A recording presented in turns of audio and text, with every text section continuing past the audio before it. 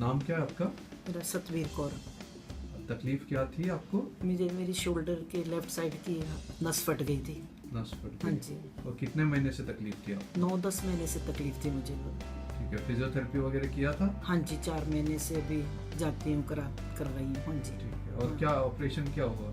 Operation मेरा दूरबीन के साथ किया था उन्होंने, डॉक्टर ने। हाँ, कौन डॉक्टर थे? डॉक्टर दुर्वे। दुर्वे। और क्या किया था? कुछ रिपेयर किया था अंदर? हाँ जी, उन्होंने रिपेयर किया।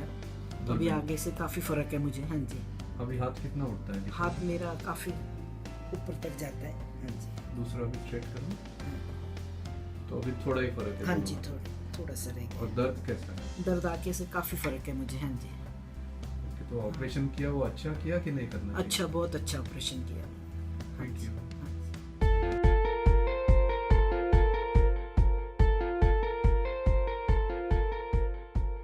Hi, I'm Orko Roy. On